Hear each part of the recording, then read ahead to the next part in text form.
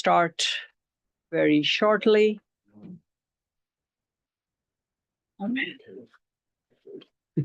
No problem.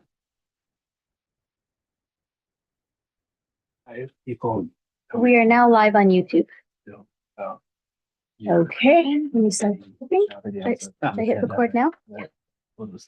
It continues on. I know it does. I don't know if you've ever been to tram. Good evening, everyone. Welcome to the Cities Association of Santa Clara County Board of Directors meeting at 7 p.m. Today is April 9th, 2026. And I'd like to now call the meeting to order. Shally, can we have a roll call, please? I know we have a remote attendee, so all votes tonight will be by name. Han Bybee, Present. Liang Chow, Present. Kelly Ramirez, Here. Sally Meadows, Here. Rajiv Bateja, Here. Rob Moore, Here. Carmen Montano, or Evelyn Chua, Ken Torin, Here. Mark Turner, Here. Ellen Kamei, Here. Vicky Vinker, Here. Rosemary Kamei, Kelly Cox. Here. Oh, sorry. Tina Walia, Here. Larry Klein. Here. With 13 present, we have quorum. 13%. Okay, thank you. Let's have oral communications on non-agendized item. This is an opportunity for members of the public to speak on items that are not on tonight's agenda. Do we have anyone in the room to speak on non-agendized item? Anyone remote? No one has their hand raised. Okay. With that, I close oral communications and non-agendized items, and we will start with our agenda. The first item on tonight's agenda is the consent agenda, which has the only item to approve minutes from the Board of Directors meeting of March 12th, 2026. Any board member who wants to make a change? Seeing none, I will ask for public comment on the consent minutes, meeting minutes. Anyone in the room? Seeing none. Anyone online? No. Okay, bring it back to the board. Do I have a motion to approve the minutes? Moved by Director Turner. Second. Second by Bybee. Bybee. And can we have a vote, please? Los Gatos, Yes. Monte Sereno, Yes. Morgan Hill, Yes. Mountain View, Yes. Palo Alto, Yes. San Jose is not here yet. Santa Clara, Yes. Saratoga, Yes. Sunnyvale, Yes. Los Altos Hills, Yes. Los Altos, Yes. Gilroy, Yes. Cupertino, Yes. Campbell. Yes. Motion passes unanimously. Wonderful. With that, we will move to item number 2, which is the president's update. So I'm going to start this item by sharing with you that I heard you guys loud and clear. The board wants to focus on a couple of priorities this year and to align with the number 1 board priority on emergency preparedness, response, and recovery. The next 3 board meetings will focus on this topic. This evening, we have with us County Office of Emergency Management Director Dana Reed and Deputy Director Tom Chin, and they will talk about the county's role. Then May 14th board meeting, we will pivot from the county to the city jurisdiction, where we have 2 emergency managers from a couple of cities to represent 2 different perspectives. We'll have Andrew Young from the city of Gilroy. He also happens to be the Santa Clara County Emergency Managers Association current president. So he has a wider understanding of that. And thank you, Kelly. I was just waiting for that. And so does Matt Morley say, Saratoga City's former city manager. And I heard that from Tom Chin as well. And the second speaker at the May meeting will be Ken Duker from the city of Palo Alto. Yes, exactly. I've heard so much about him. He's a legend, I believe, in that space. Then The June meeting, the June 11th membership event will focus on a different aspect of emergency management. And that's for all the council members and city managers. That's a summer event that we have talked of, and Shally will soon send a save the date to your cities. Meanwhile, please do share with your councils, and we are working on the details of that, but it will be in the city of Saratoga at the Prospect Center.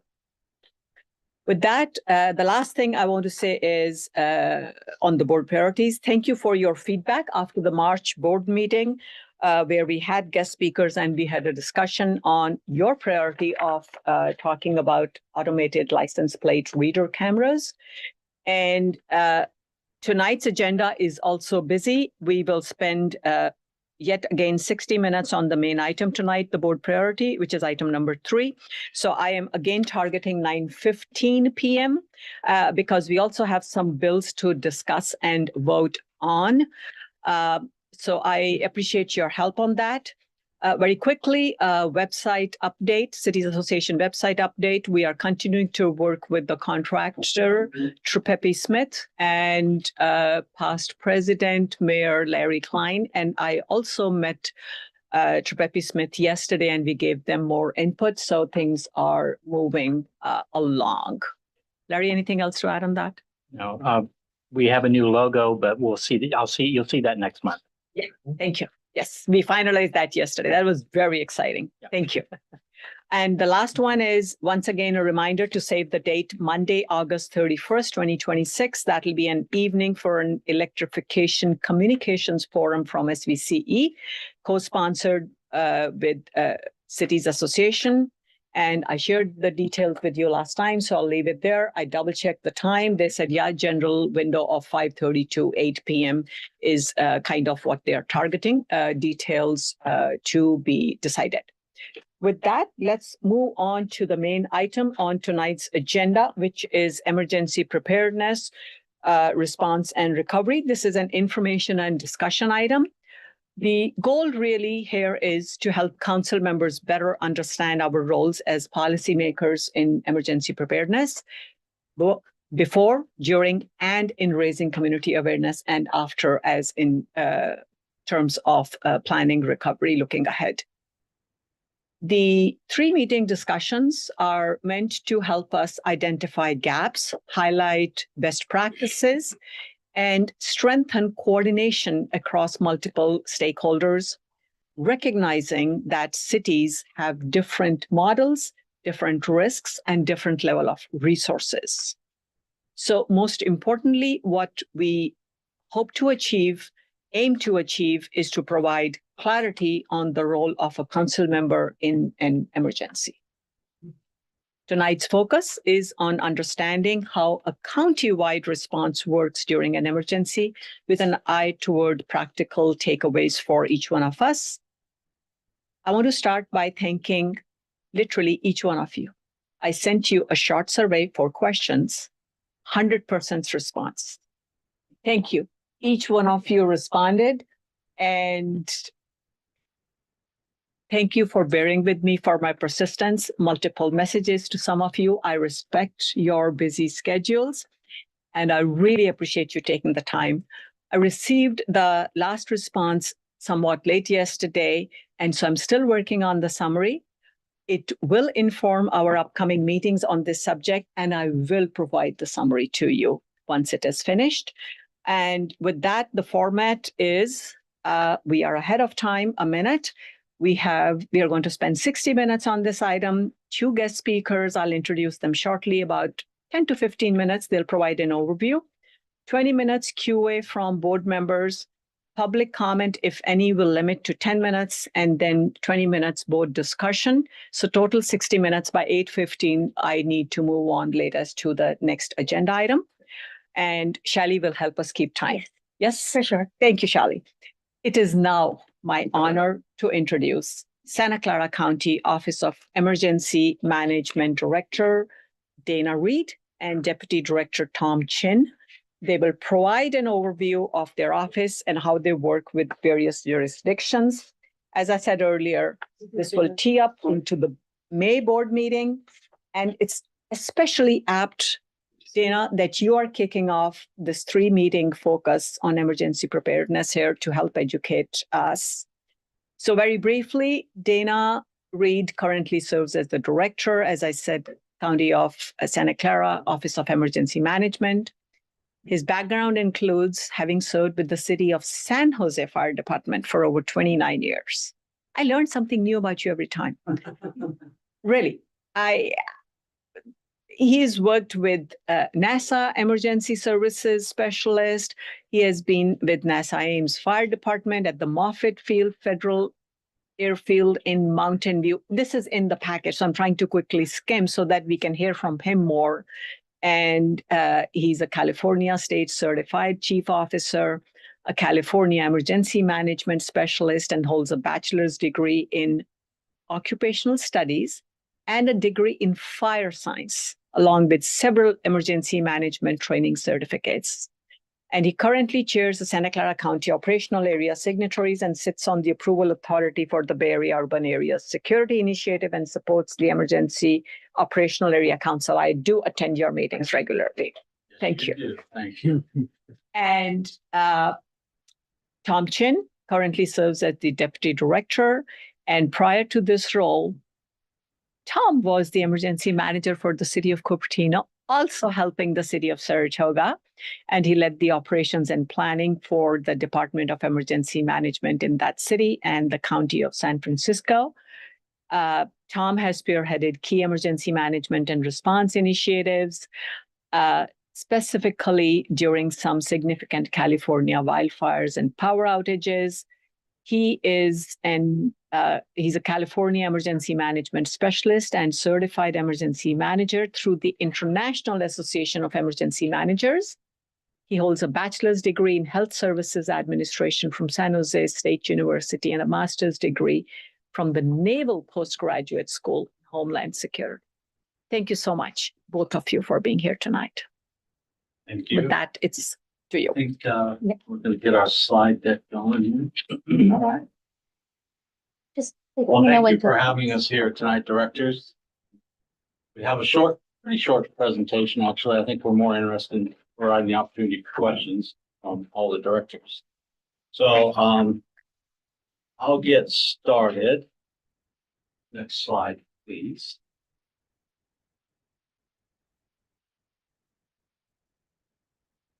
So one of the things we're asked about is, part of the theme here, what can you do to help promote preparedness in your own jurisdictions? And really, there's 4 elements that work fairly well. And all this can be found, by the way, on our website on Santa Clara County Office of Emergency Management. But these are really fundamental things. And I think all of you already know these things, quite frankly. But this is the consistent messaging that can really help us, help your community, and you should be sharing that wherever possible, whenever you have meetings or you're meeting with your constituents, neighborhood associations, wherever it's appropriate.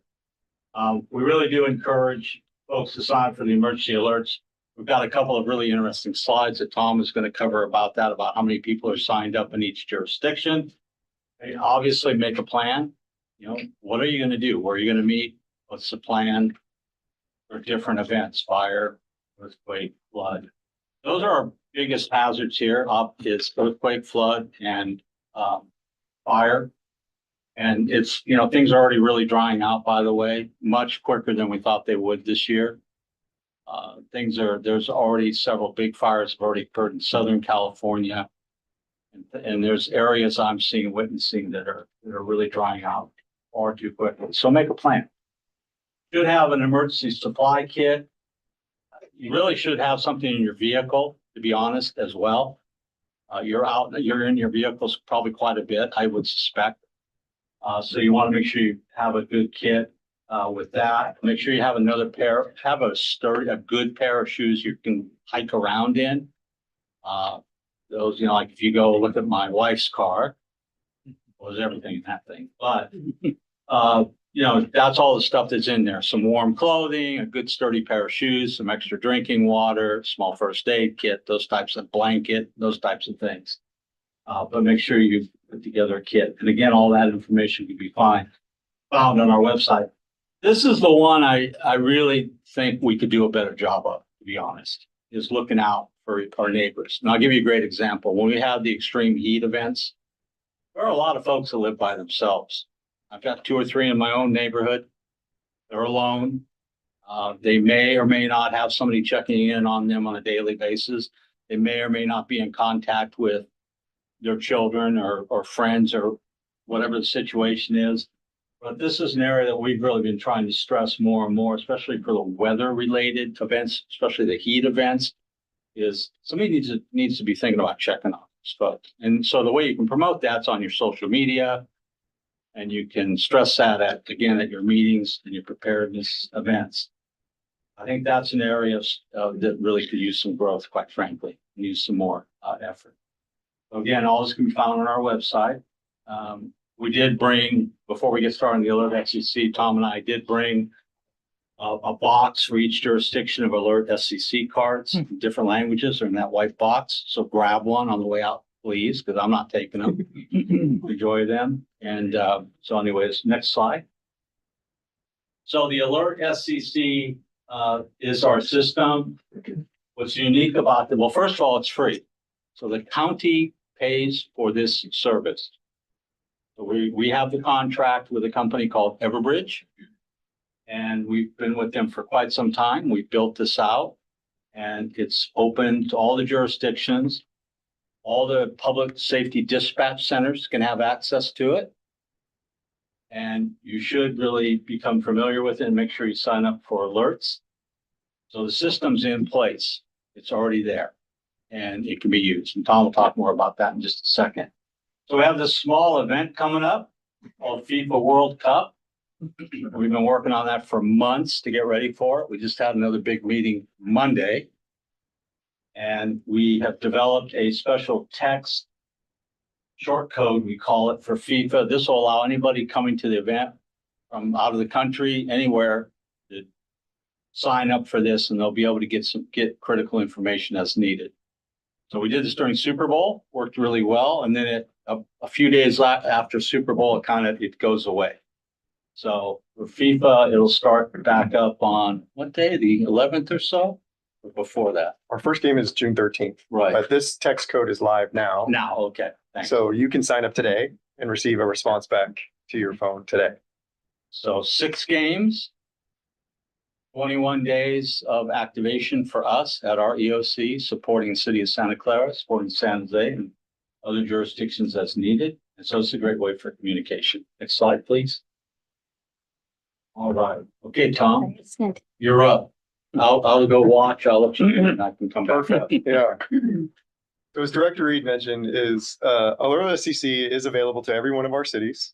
All your public safety answering points, your 911 dispatch centers have been trained to send emergency alerts. That puts the emergency alerting and notification for public safety action in the hands of people who are most directly connected with incident commanders in the field from police and fire. So you don't have an intermediary to determine if it's okay to send an alert. They send it right away at the order of an incident commander. What's been really great to see across our county is the participation rates from our jurisdictions. And the chart you see on the screen in front of you is a participation rate for each city based upon population. Now, you'll notice that there's some pretty high numbers, in my opinion. 29% might not be what you would think is high, but as far as residential participation rate, that's pretty darn good. I will note, though, these are just raw data points in a system. So for instance, I have a few data points in the city of Cupertino because I may or may not have had interest in that area at one point. But so it's just a single point in that city, and it's compared to your population numbers as of 2024. So the rates we still want the rates to go up. It's just not necessarily reflective of 29% of your direct population having registered for Alert SCC. Alert SCC, you can register for up to 5 locations on a single profile, and otherwise you have to create a new profile. So there could be an individual with 5 points in that city. Now, 29% is pretty significant. I'd say the average on or across the nation would be for most jurisdictions about 10% of your population. Now we're trying to continuously increase that. And I'd like to commend the city of Saratoga for their efforts to increase the rate of enrollment in Alert SCC because this is purely opt-in. I will also note that our Alert SCC system provides us the opportunity to connect with the integrated alert and public alert and warning system, IPAWS, what you would commonly refer to as wireless emergency alerts, or the Amber alerts that you receive on your phone, or that earthquake alert you received a few weeks ago at 1:45 in the morning. So that's the same system we have access to in Alert SCC. But IPAWS and WIA have very limited character counts. So it's hard for us to get the entirety of a public alert and warning message into 360 characters to give people adequate information. So it's very important that we get people to continuously sign up and register, opt in to Alert SCC.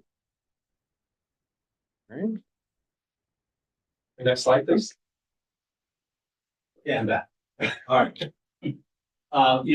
One good point also is that the fallback for this is the Santa Clara County 911 Communications Center. So let's say your PSAP, for whatever reason on that shift, there isn't somebody there that day that can push, that knows how to use the system. The fallback is they just connect with the 911 Santa Clara County 911 system.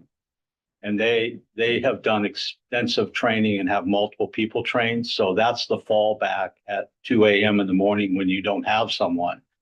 Your PSAP connects with them and they'll get that message. They'll get that message out for you.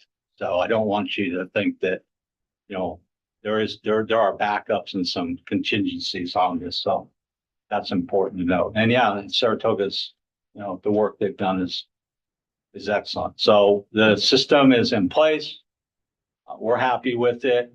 There's some training components. And I also like to share with this group, I think it's important to let you know that in 2014, we kind of put out some agreements and use agreements and what the system was all about. We haven't done anything new with that since 2014. So we're going to be doing that this year, where that'll go directly to the city managers, fire chief, police chief, and that information, there's packets that we'll put together in the next few months.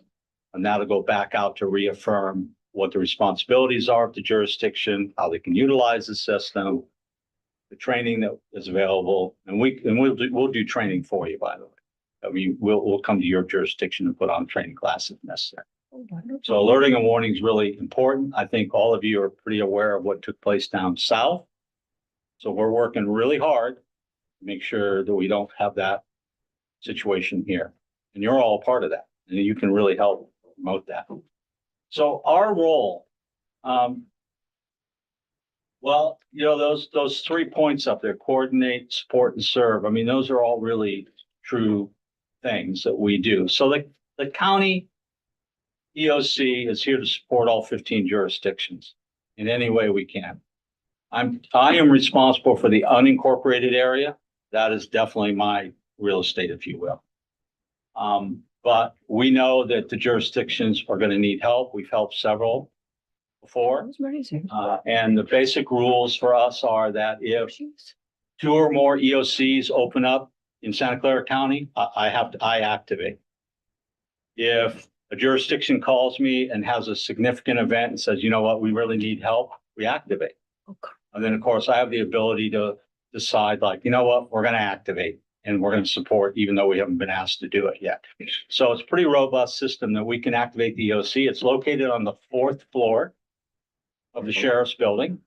It's a fully functional, what we call hot EOC, meaning it's ready to go. We just got to turn our lights on, start bringing people in, start booting up computers and things. It's fully functional. Everything's already there for what we need. And then we start bringing in the right staff to support whatever we're doing and supporting you, your jurisdiction. I think the greatest thing we do is if you don't have the resources, you tell us and we start shopping those resources for you. So if you don't have enough of something, the chain of command is the local, the jurisdiction comes through the EOC and says, I need whatever that is. And then we start to try to fill that order and support that entity. And of course, it says serve the unincorporated areas, which is true, but we like to think we serve all of you as well to help you.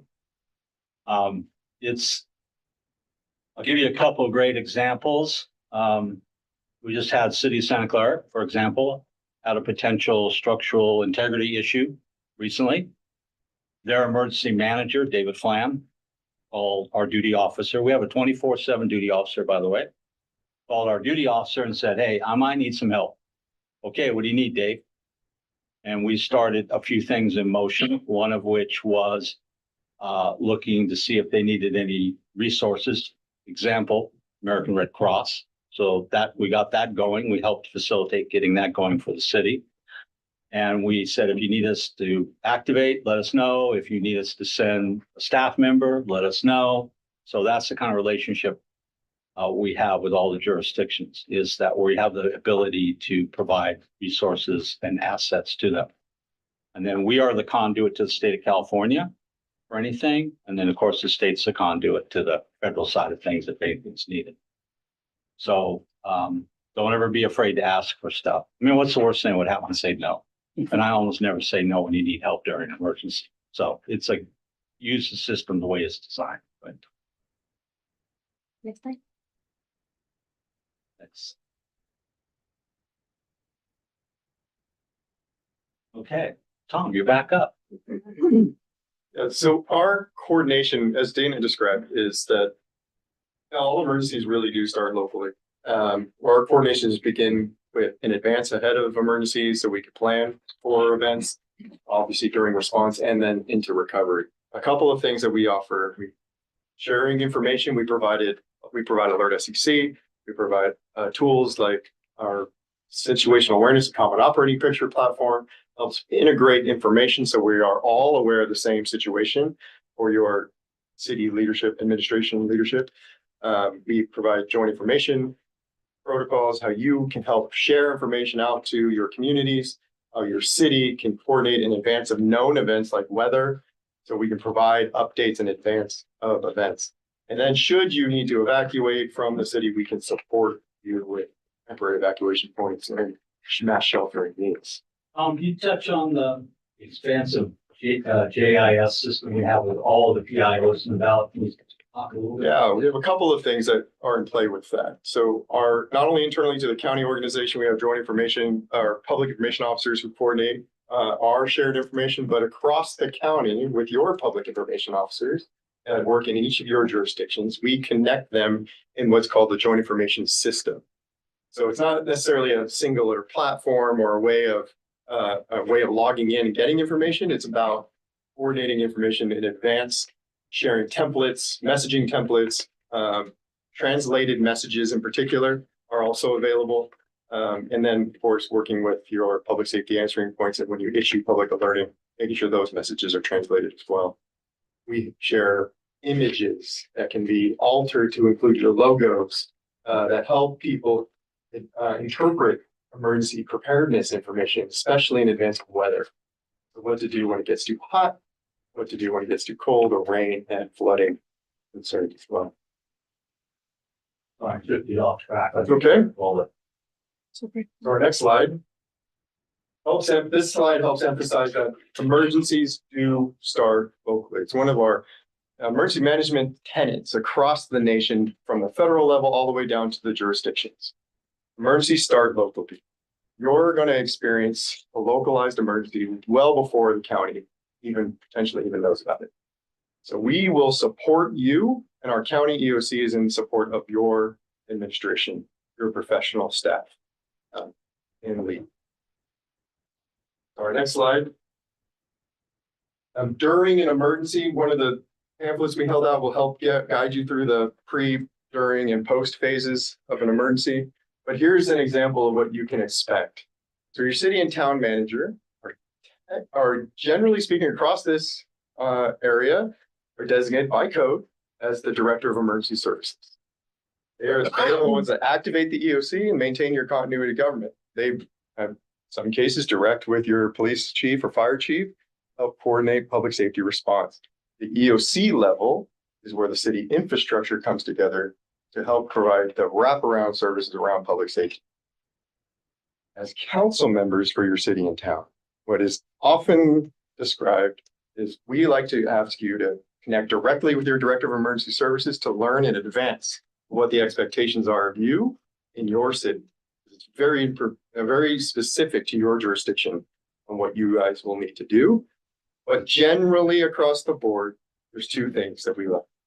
One is being a trusted messenger to your community. You're elected by your constituency and trusted to have the right information at the right time. So coordinating with your Director of Emergency Services and the EOC or public safety personnel is very important, that you have the right information at the right time. And then if the Director of Emergency Services needs to proclaim an emergency or recommends proclaiming an emergency, that either when you're in session to proclaim as a council or a town council or a city council as a body, or to approve the director's proclamation in the absence of the elected body.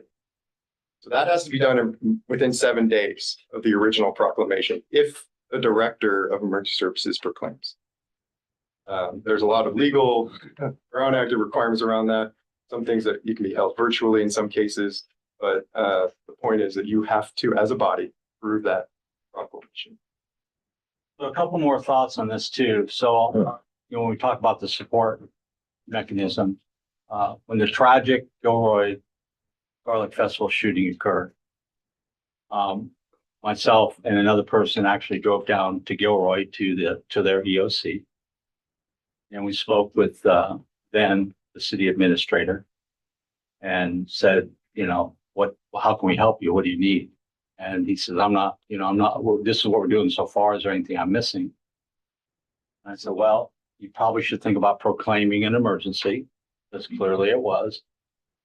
And he says, I don't really know that I have anybody available right now to do that, to write the proclamation up. I said, not a problem. Let me make a phone call. I called then county council at home and said, here's what's going on. It was like midnight or so. Here's what's going on. Can you help? He goes, yeah, I'll write their proclamation for them. They'll have to, ratify it and sign it, but we know what the language needs to be. And so that's a great example of where we stepped up, helped Gilroy, wrote that proclamation, and then it went to their city council, got ratified, and then went down, down the road for whatever it was needed for. So that's a great thing that we do to support. We're willing to do that type of support. We know from experience that you may not have enough staff to fully do everything you need to do for your city or your town.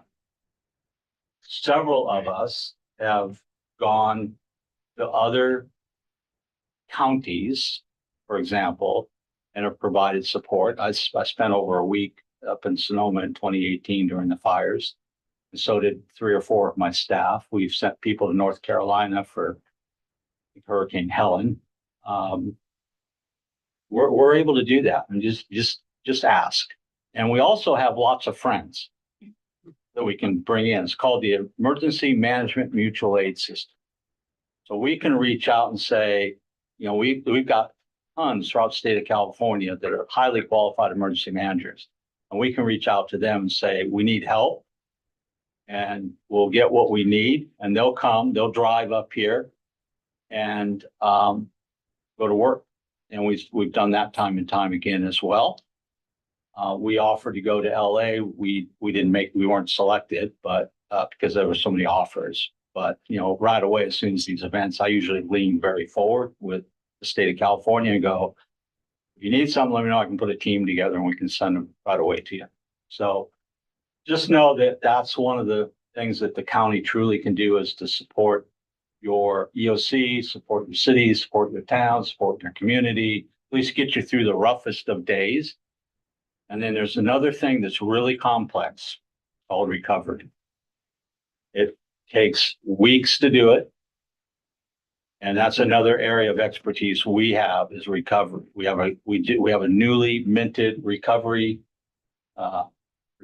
operations plan. The big P's, Tom calls them the big P's. We have that. I just got signed off, so it's brand new. It's got so much awesome information about how to guide you through a recovery process. But again, we have specialists in the office. We could assign somebody to help you with recovery. And that's one of the things we did up in Sonoma is they really needed help with recovery, repopulation, re-entry into the community.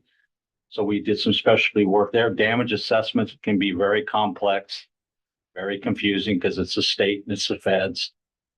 And we help with that as well to try to buffer out what needs to get done. And so those are big pieces that we can help with, to at least help you get started and give you some guidance on. But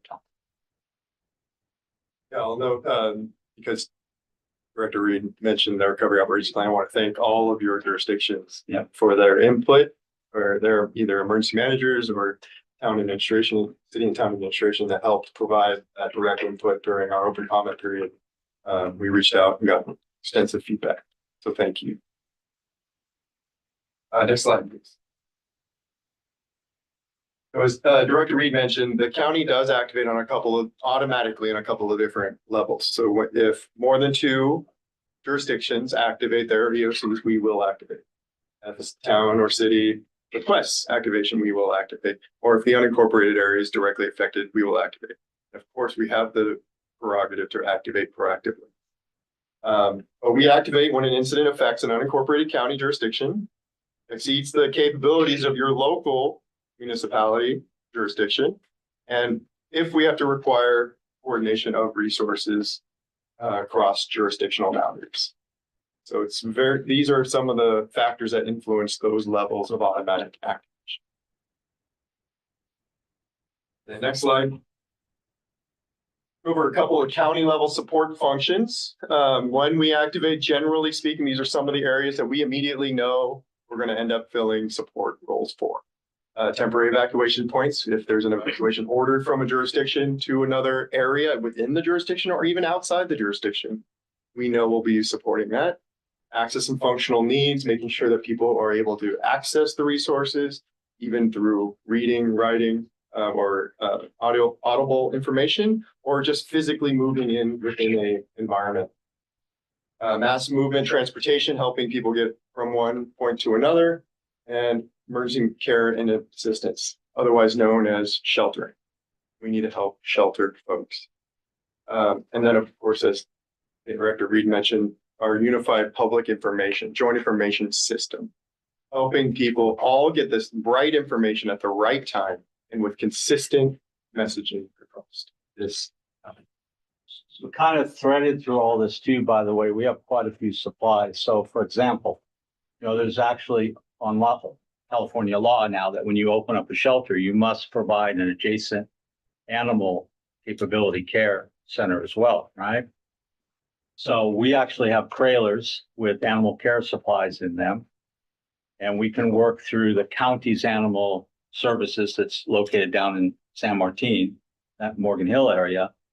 And we can actually deploy things to help set up for animal care and human care. So beds, chairs, tables, lighting. We have emergency generators. We have signboards. We can put up a signboard that says, temporary evacuation point this way, those types of things. Now, it takes a little bit of time to mobilize that. In fact, the gentleman that's in the picture, the larger picture, works in our emergency supply warehouse logistics. And, we can move things. We can move trailers. We can move supplies very quickly. This is a skill set that we used and learned and perfected during COVID when we were distributing so much PPE at the time. And so we have that capability. And also, if you think back in 2020, we had 2 major fires. We had the fourth largest California recorded fire was in the county up in the East Foothills.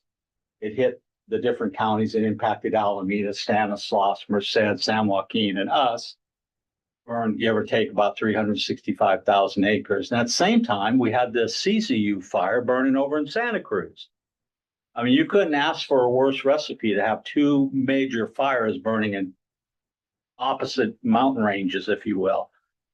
And we set up TEPs and places for assistance. Their folks came over the hill to us. We took care of it. No questions asked. because they weren't sure what to do. We had shelters, we had resources, so they made the trek over Highway 17 and we took care of.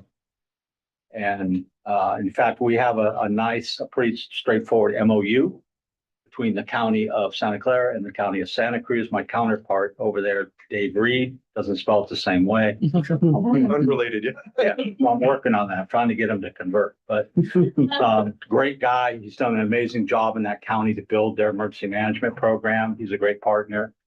So we have an MOU for care and shelter we've agreed to how we're going to help each other, because it's not a question if, it's a question of when, I think. So just know that we have those assets and those resources that we can put to work. And we have a logistics team that's really well trained, and they've got vehicles to tow, they've got big box truck, whatever's needed. So just know that. Thanks, Tom. Excellent. So we'd like to talk a little bit about this other event that we had a few months ago, Super Bowl 60, where we had really extensive planning collaboration. All of your jurisdictions participated in planning meetings that we are now continuing for FIFA World Cup. We ultimately had one of the safest events we actually have ever had for a Super Bowl event, and in particular, an event in Levi Stadium.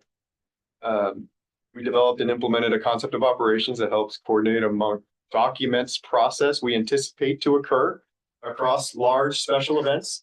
And knowing that we have FIFA World Cup coming, we're using that to updating it certainly for 6 games and 3 weeks of activation, but we document what we expect to occur. We did provide direct support to the cities of Santa Clara, of course, where the game was held, and the cities of San Jose. A couple of the other cities had some special events associated with Super Bowl, and we monitored and supported those cities as well. And we're very fortunate in this county to be able to call Super Bowl a practice event for another special event. So it's we now have FIFA looming on the horizon, FIFA World Cup with 6 games over 3 weeks, beginning June 13th is the first game, to the final game knockout round on July 1st. We are really, frankly, excited, but also churning this machine moving forward, because it's coming upon us, and we are really thankful for your city's participation in our planning efforts, particularly the cities of Santa Clara and the cities of San Jose with the majority of events, but we know you are all going to be impacted. Whether it's, again, FIFA sponsored, or it's, a small venue within your jurisdiction, we know you're going to be impacted. So we're thankful for you as we anticipate these events coming.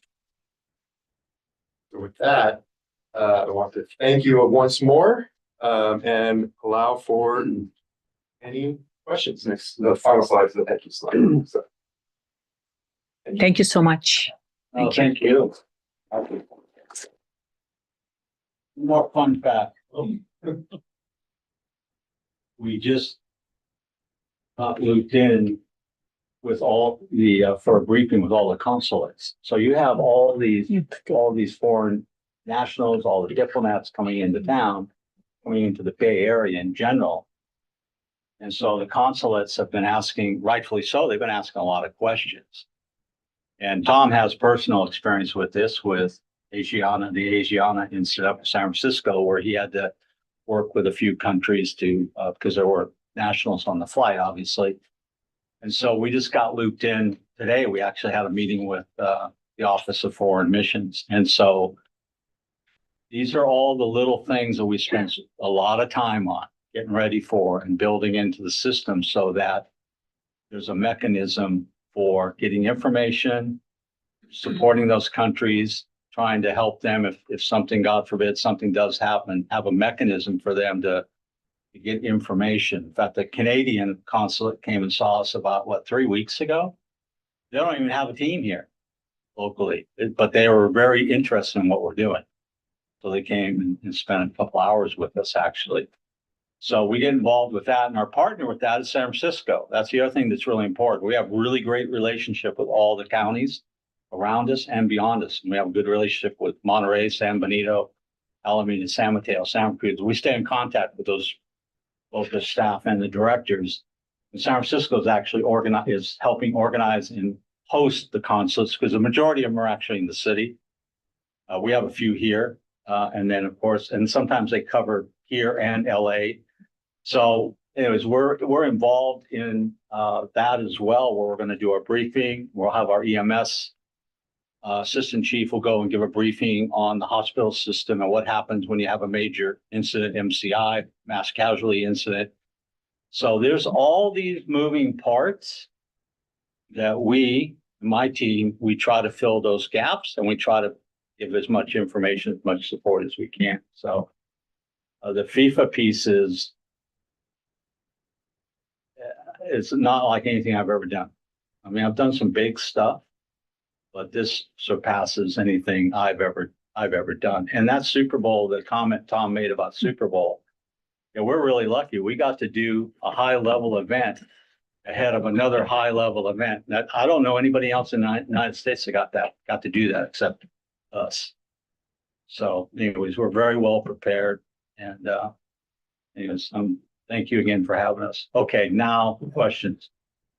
Thank you. Thank you so much You're for welcome. providing that overview, taking your time this evening to come in this very, very busy year. Let's open it up to questions from the board. Who wants to go first? Mayor Bateja.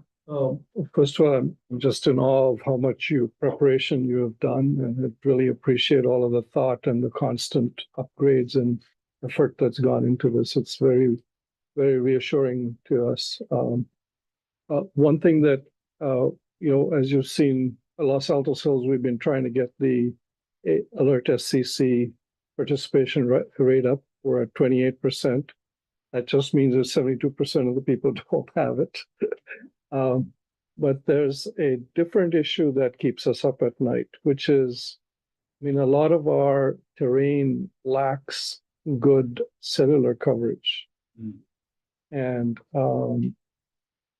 those are the people that are going to be the most inaccessible to help. And they're probably the ones that are going to need to get out soonest, depending on what the incident is. So what are your thoughts on how to address that problem? I mean, certainly we're not the only town or city that has that problem. And there's also the same issue, I'm assuming, in unincorporated areas.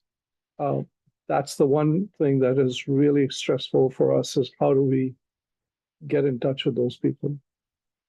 Yeah, How do we that's a notify really good them? question. Pretty complicated, though, to answer in this setting. I will tell you that. But I will tell you this: we are going to be, one of our emergency managers is going to be meeting with your interim town City managers. city manager. Los Altos City or Town. town? Okay, got it. All right, I just wanted You call the city. Well, I didn't want to get it wrong. Sorry.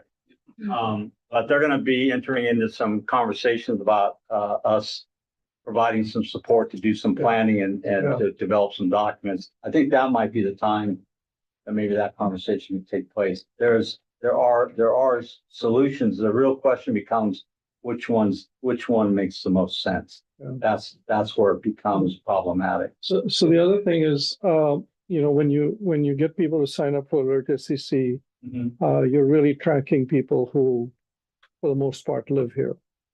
Well, you also, I mean, forget about FIFA for a minute, but on any given day, you have a lot of people who come into the county from other areas who are not going to be signed up with Alert SCC. Right. And I believe there was a move at some point to have cell companies broadcast to everybody in a certain geographical area.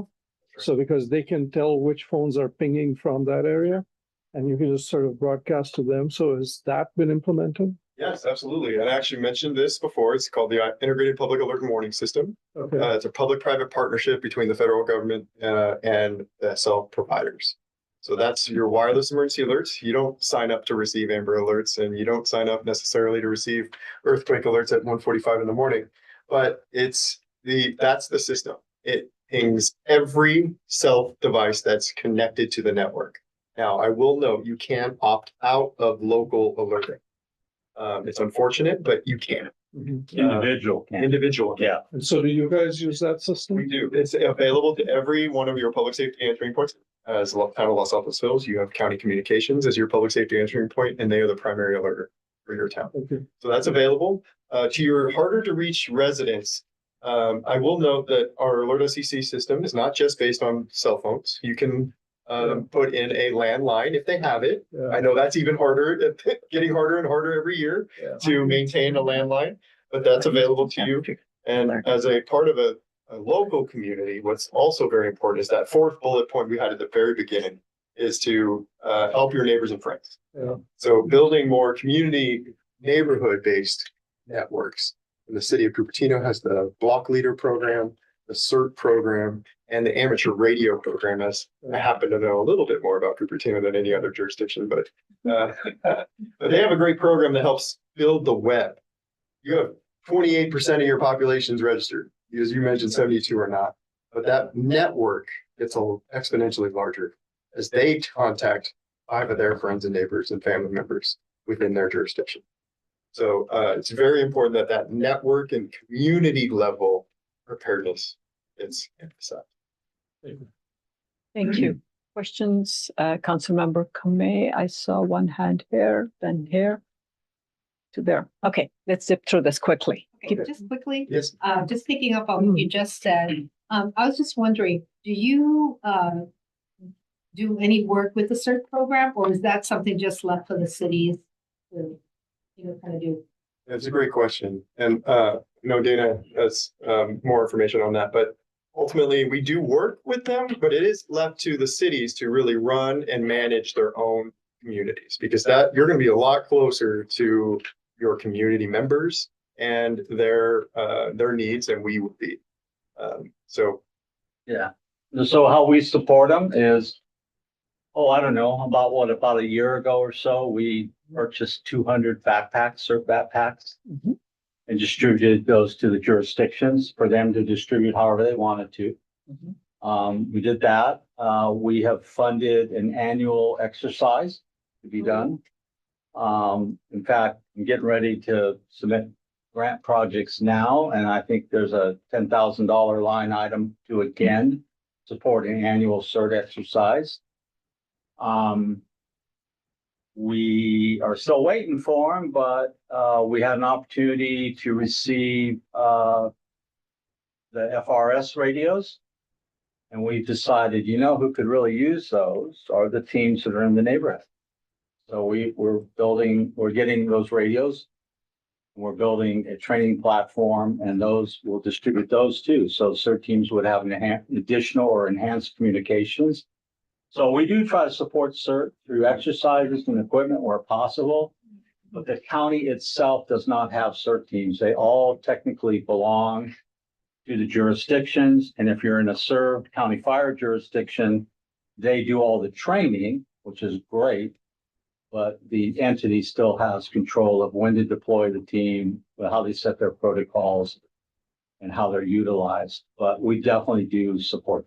Yes, Thank you. you're Wonderful. welcome. Thanks. There was one question here. If not, we'll go to Ken. Yeah, so I spent 8 years as the CEO of Red Cross in Silicon Valley. And I will tell you that I know, work very closely with the county and with Dana's team. So I know a lot of this stuff, and it's very good. I will tell you that we, in my capacity, we worked for many counties and many areas, and Santa Clara was always terrific to work with. The one thing that kept me up at night when I was at Red Cross, and still does, is how ready are we really in this community? And your first slide said the one area that you're focused on is how do you get to the hyper local communities? How do you get people more engaged? And I'll tell you, there's some real problems out there, from my perspective. And one of the great programs that we did at Red Cross, which we still do, is called Sound the Alarm. And that's installing free smoke alarms in people's homes. And you'd be surprised in 2026, how many homes, particularly in places like mobile home parks, do not have working smoke alarms. So at a very basic level, I think there's a lot, I think that everything you do is great. Alerts, SCC is great. All the programs the Red Cross does is great. What keeps me up at night, probably keeps you up at night too, is are people really prepared? And so my question would be, how do we really engage with our residents at a local level? How do we really prepare them at a very basic level? So they have a to-go bag and they have working smoke alarms and they're ready to go and they're prepared. How do you do that? Is it through the kids? Is it through the colleges? Is it through? I don't know what it's through. What are the touch points in the cities and towns that alert you to be prepared? Because we had an earthquake not that long ago. 41. 1:41 in the morning, woke me up. And it's a wake up call for all of us that there's wildfires, there's, flooding. We had flooding a couple of years ago, and we opened up shelters for 100% of the people in those shelters were unhoused. Where do they go? And then where do they go after that? So, I think we need to be very hyper local in our efforts. And, but I think what Santa Clara County has done is truly amazing. It's a model for the rest of the country. Well, and you're right. You can't actually, the reality is you can't be too prepared, right? And sometimes what happens, that I've experienced and I've seen, sometimes we'll have an event and then all of a sudden you'll get a real surge of like, hey, we got to do something. People will sign up, they'll dig out the backpack, they'll put it together. And then what happens, as you know, what happens is like, oh wow, it's a Sun sunny comes day, the out. birds are chirping. Awesome. And as time goes on, those things melt away a little bit. And so, we have to constantly, to your point, be reminding folks. And then there's the whole psychology of everything that if you can desensitize people if you're not careful, like, oh, my God, another alert, you're killing me. When we had the heat alert, we had people that had kept their alert SCC account in Arizona going, yeah, no kidding, it's hot. Well, I don't know where I don't know where all the phones are, right? It's impossible to know. So you can run into these avenues and these things that do make it more challenging. But at the end of the day, we have to keep carrying the message, and we have to keep doing the things that we do. We try to support certain events, community events. I don't know how many go bags that we pass out. I don't know, a lot. We put go bags together with a lot of good information in them.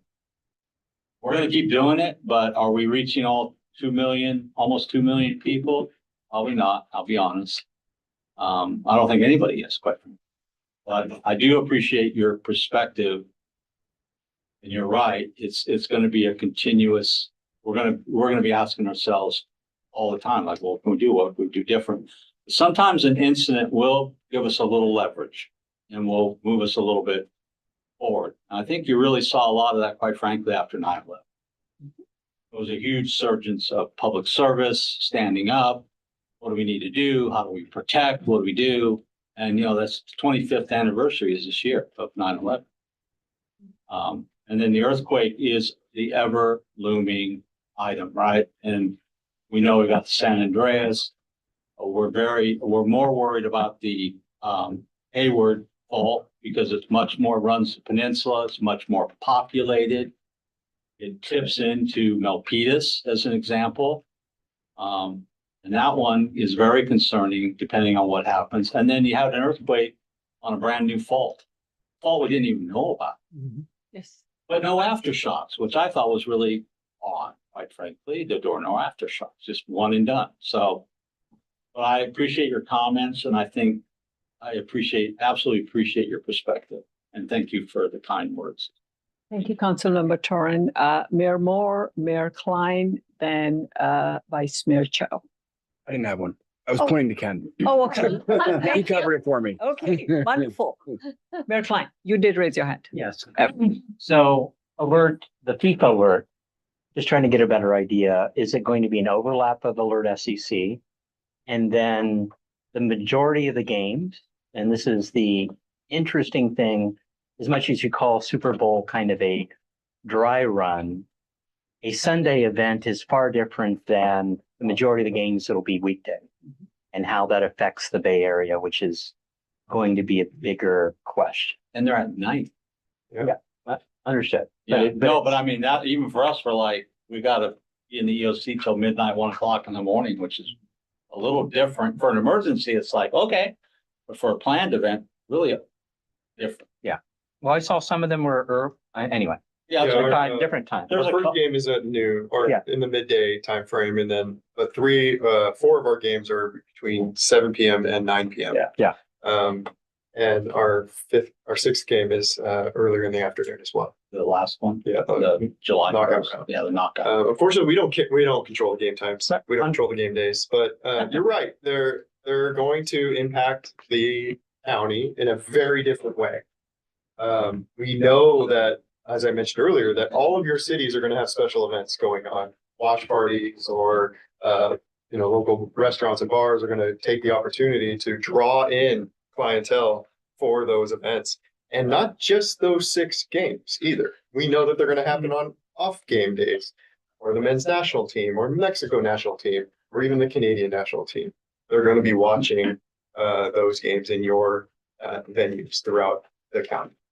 So we know that. That's one reason why we are activating this short code, because we expect many people to come from the outside into our county, either following their favorite team, or in some cases, which we heard from FIFA directly, that some cases, some residents in our county who are affiliated or nationals of the teams that are coming in their families may never see those teams play live.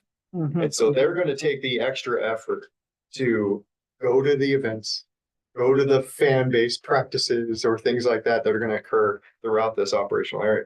So having those folks come into our area and knowing that the workers that come in every day too may want to know about emergency alerts, but they may not want to fill out a full profile. So we've shortened that up, made it easy. If there's an incident, we're training our dispatch centers to send alerts to the short code. When there's already an alert that's going to go out anyway, and it happens to be either near or associated with a known special event related to FIFA. Okay. Certainly if it's at the stadium, that's an obvious one. But if there's a watch party at Main Street in Cupertino, for example, not that I know that there is one, but if there were to be, and there would be an alert that goes out in that area, we would push an alert and it would be tagged with that shortcut.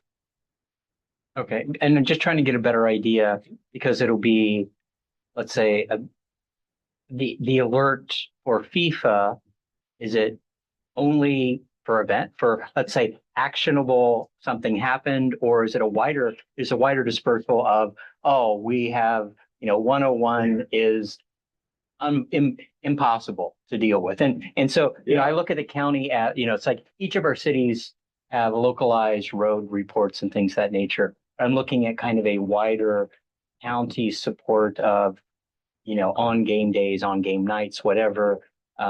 Is there a wider thing? Because If there's going to be a change to, say, 101 at Lawrence or 101 at America, that's going to be a significant impact, 237 as well. But the decision will have to be left to the incident commander and the dispatch center to determine, is this appropriate to tag to the FIFA short code? Because is it going to actually affect the patrons of the game, or is it mostly for our residents who are going to be impacted directly? Okay. And that's why we're dual purpose here, of encouraging people to still sign up for Alert SEC. right. But that's why I was trying to figure out what's the plus for our residents to sign up for FIFA alert as opposed to Alert SEC. Right. Now, well, if they don't want to set up a full profile and they are very interested in FIFA, then that might be it. They're going to go to the game, they're going to go to events, that might be it. But no, our goal as a resident should be, or as leaders in our communities, to get people to sign up for Alert SEC in this full profile. Okay, thank you. Yeah. Great question. I'll take one more question, then I'm going to take public comment and then come back to you. Vice Mayor Chow. Nice, man. Actually, I have two questions. First is One Genesis question. I evacuation. have to move on to the next item at 8:15. So I got 10 Genesis, so there is Genesis protect system for evacuation routes. So does one have to sign up for both Genesis and Alert SCC? The other question is, do we do drills? When do city drills? Do we have county drills? So first question is about Genesis Protect and Alert SEC. Alert SEC is really this profile you sign up for to receive the alerts. Genesis Protect doesn't issue public alerts. It does change zones, so statuses of zones. And every one of the cities especially in the served jurisdictions of county fire have been zoned out for all of the entirety of the jurisdiction. I happen to know that the Cupertino and Saratoga have created evacuation routes for each of those zones based in Genesis Protect. So your community should be aware of Genesis Protect to know what zone they're in, so that when an emergency alert comes out through Alert SEC and says this area of Cupertino is being evacuated and you have a temporary evacuation point at Quinlan Community Center, they know that they live in that zone. So it's not really a profile that you create and expect to receive alerts from in Genesis Protect. It's more of an awareness platform that you can visually see what zone you're in. And as far as drills and exercises, are you specifically referring to Alert SEC drills or generally across? Yeah. Yeah, so I know all of your cities are doing drills of some kind, whether they're small tabletop exercises in your EOCs or with your city staff, or they're doing field exercises like Cupertino CERT does every year. I know that Cupertino administration does drills for their EOC as well, and training. So all of your cities do that. We also do drills and exercises for the county level. Dana mentioned supporting CERT exercise, annual CERT exercise. It brings all of your CERT programs into one location to coordinate standardized response and make sure that we're all coordinating amongst CERT programs. But the county does drills and exercises. We just finished a 5-day training exercise put on by FEMA in our EOC. Last year, we did a 5-day progressive exercise that simulated an earthquake, a little larger than what we experienced a few weeks ago, but progressive exercise from shaking to recovery. So we did that 5-day exercise in June of last year. Okay, wonderful. I'm going to open for public comment. Anyone in the room? Seeing none. Anyone online? No one online. No one. Close public comment and question, Council Member. Just to get better clarity for myself, I don't know if you got clarity on your question, but from my understanding of your question is, what benefit do I have? I'm living down in Gilroy. Why would I sign up for FIFA 26? I have no intention of going to any of the games. No. So there's no benefit at all. The benefit is only if you're planning to be at a game or a game sponsored or an event sponsored event. Okay, thank you. But even, sorry to interrupt, but even from that standpoint, if it was an action within your city at a fan event, Downtown Gilroy, yeah. you would get it through Alert SEC as well as FIFA. So yes. Thank you. Yeah, that's right. Good question. Okay. I just want to make a comment, which is thank you. And I hope you have good food there because my husband will be at those EOCs. All right. We'll see. All right. Thank you. Okay. So with that, I'm going to make a comment and then share something with you. So I really want to thank you walking us through with these specific examples. And Director Reed, what you pointed out, 2020, not only did you have 2 fires, let's not forget that was COVID time, the peak of COVID. Can't forget that. Yes. So, there was so much that the county was dealing with. It's commendable how you took care of everybody from so many angles. And those were difficult times. 1,092 days. Wow.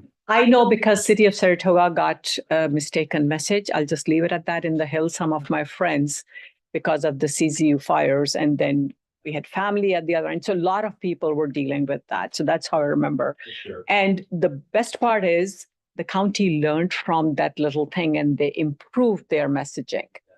And people in Saratoga learned, our numbers were not 28% at that time. Noisy persons like me, and we have our acting city manager, Leslie. She has worked a lot to bring our city's numbers of alert SCC signups to 28%. So thank you. And I also want to touch upon very briefly the point Council Member Toran made about different kinds of emergencies that we all face. And FIFA is one kind, not an emergency, but to be prepared for. And it touches some cities, not yours, likely not mine either, because we are pretty much all residential, and so is Montessorino.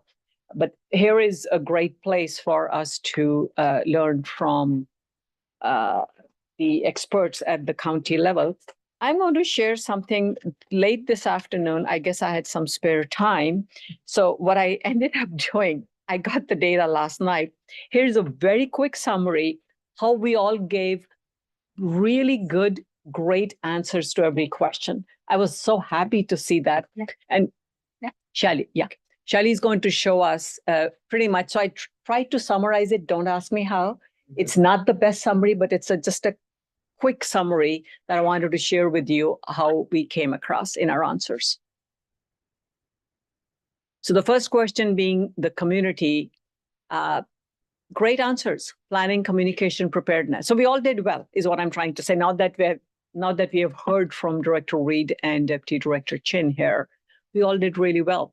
The themes are, alert SCC people were talking about communication systems, CERT, and how we need to be proactive, both with planning and public education, because that's what we are doing here, and to have coordinated response systems. So all of us touched upon that in one form or the other. My favorite phrase was who, what, when, where. One person wrote that in terms of planning. And I said, that's so easy to remember. That's what we are doing. Next question. What do you expect your city manager to do when an emergency happens? And everybody was clear that we need the city manager to lead and coordinate the emergency response, activating the EOC, exactly how Dana demonstrated that at Gilroy, what was happening and in an active shooter situation. And the key expectations are to keep the mayor and city council promptly informed, ensuring timely and clear communication to the public. Again, the city manager, town manager is in almost all cities, the emergency operations center. I'm adding the word almost just in case there is something different in one of the cities. Then third question, what's your role as a council member? What is our role? It was heartening to see everybody knew clear communication. Some said very clearly, do not add, I forget the words, do not add anything from yourself, because that could be an incorrect piece of information we have. So just pass it along, and supporting accurate information, verified information. And what we just heard about the Joint Information Center, the JIO that Director Reed talked about, all our PIOs, each city's PIOs, the Press Information Office, is connected. They know what's being pushed from the county level. They are connected at the federal government, the state level, and the county level, and with multi-county jurisdictions. So that was great. And the last one is, how do you expect the county to do during, what do you expect the county to do during a city emergency? Support and coordinate, be our coordination partner, provide mutual aid resources, and so on and so forth, information sharings, and really supporting and enabling us to do what we can do in our cities. So there was a theme to the questions, and I've been working behind the scenes with Tom about this, thinking of the community leading to the city manager, leading to the city council. That feeds into, in the sense, to the county, how we are all working in each of our cities at addressing and preparing. Really, preparation is continuous, as once again, somebody with such an experience as Councilmember Toran pointed out. So that's where we are. Any other comments? Director Reed, Deputy Director. Thank you so much, Dan. Thank you for coming. I like this. You know why I really like it? It's right in alignment with our thinking, so thank you. Thank you so much. Yeah, this is great. Thank you. Thank you. And thank you for coming here, both of you. Really appreciate it. And amazingly, it is 8:15, exactly where we are, time-wise. Thank you so much. Also, take your. Please. The box. Okay, we each get a box. Mhm. Yes, we will. Thank you. So with that, let's move on to the next agenda item, which is item number 4, which is potential budget adjustment for fiscal year 2025 and 2026. And I've allocated 10 minutes. I don't think we need 10 minutes. This is Shali's item. This is not proposed 27 budget. That is the next item. This is the prior item. Okay. So one of the main tasks that I've been doing is planning the June member event, right? And it's a great event. We always get a fantastic turnout. But the thing that costs the most, obviously, is the catering. And we had allocated in the fiscal year 26 budget $3,000 from our operating budget, and that is really not enough. At our last board meeting, the board agreed that spending $60 per person was a reasonable amount of money to spend for catering. It's been very challenging to find that, but there's a wide range. There's a range from, if you think about the vibe of the party being a backyard barbecue, all the way up to your daughter's wedding. Like it's just like it's such a range. So I just wanted to ask the board. My ask tonight is if you would increase that line item another $3,000, so it's like $6,000 total. So. Questions? Oh, I got a motion in a Getting second. ahead of ourselves. Any questions? Seeing none, public comment in the room? I don't hear that. Anything online, public comment? No one online has their hand. Okay, so we had a motion, Mayor Bateja, seconded by Mayor Turner. Any discussion? Seeing none, can we have a roll call vote, please, Shali? Thank you. Ellen, No, I was just getting ready to vote. Okay. let's take your vote first. Okay, motion Yes. was made by Mayor, okay. I think that is yes. Okay, go I ahead. have to get my, Bateja and okay. Turner. Campbell, Yes. Cupertino, Yes. Gilroy, Yes. Los Altos, Yes. Los Altos Hills, Yes. Los Gatos, Yes. Monte Sereno, Yes. Morgan Hill, Yes. Mountain View. Oh, she said Yes. yes. Sorry, never mind. I'm sorry. Sorry. Palo Alto, Still yes. Palo Alto. Yes, still yes. San Jose, Yes. Santa Clara. Santa Clara has left. Saratoga, Yes, Sunnyvale. Yes. Thank you very much. Motion passes unanimously. thank you. With that, let's move on to item number 5, which is now the fiscal year 2026-2027 budget. We have reviewed this last month as well, and Shali is going to present where we are today. Yes. So I did not receive any more further comments between our meetings, the city managers meetings. This is very much the same as what you saw last month, but there is a key difference. We now have the actual cost for meeting space rental. It's the last item under office. It's $78 per hour. And generally, these evenings are about 5 hours, including setup and breakdown. And then we have 9 of these meetings in this room. So that's where I got the figure, 3,510. So I'm happy to take any questions, comments. I can scroll it up if you'd like me to.